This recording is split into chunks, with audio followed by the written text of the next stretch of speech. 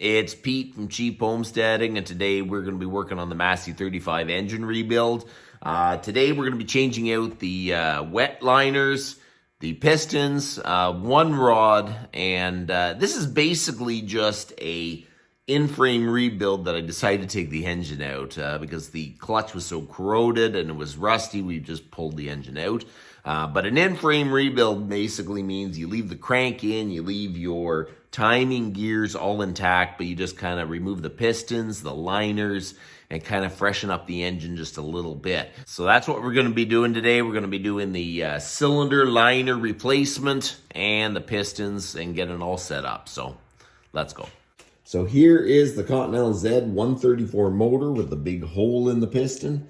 Last time we left off, we just put it on the engine stand, and this thing has the old style locking system. It's a pin and a bolt, and that is partially why the shop got rid of the engine stand. First thing we're gonna do is flip it over and disconnect the connecting rod, see if we can get the pistons out of it. Okay, so this is a manual engine stand.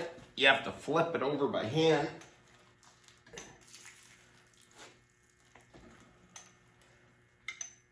So here is the crank on a Continental Z134 motor. There is no counterweights on the crank. It is just basically a cast crank. It is truly amazing how smooth these engines run without any counterweights. They put the counterweights on the cranks to kind of smooth out the engine, balance the engine better. But these things do run relatively smooth for having no counterweights. Get a box for parts. And we are going to remove the oil pickup, which is actually going to be a bolt there, and this nut. That is loose. Man, someone has been in here before. There's a lot of stuff loose. And the little nut down here is 7/16.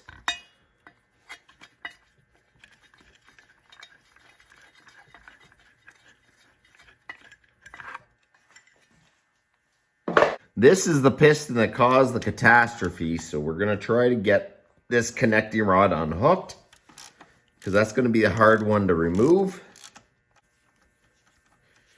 The other one's going to be harder to get out.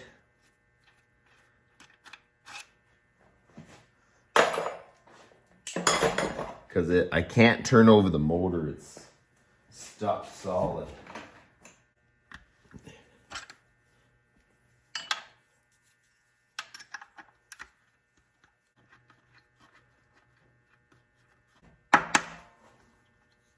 See, there you go.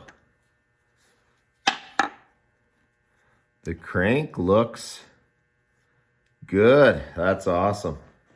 Normally you wouldn't do this with a punch, but everything down here is going to be replaced. And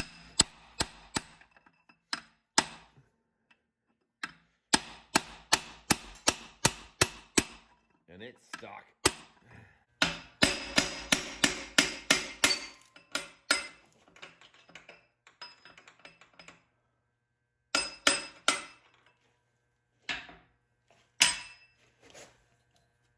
There you go.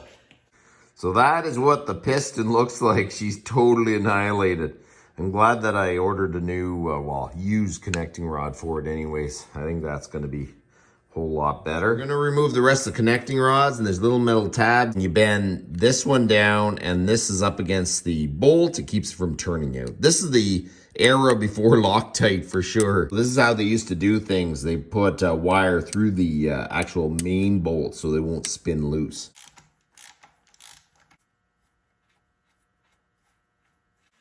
Then we pull the cap off.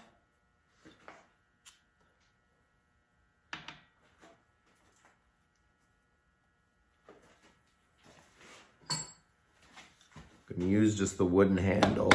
Give it a tap down. Okay, so there you go.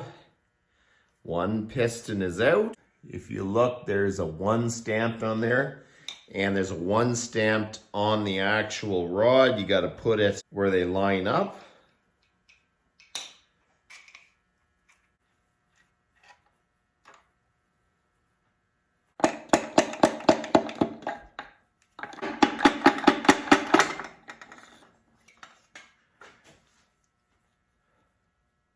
So man, oh man, the front piston got scuffed, so it must have overheated.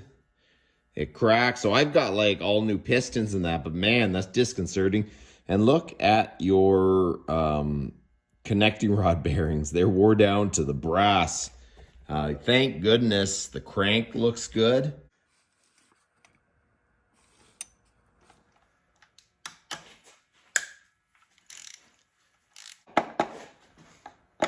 So I only have about an hour and a half each morning to work on the tractor.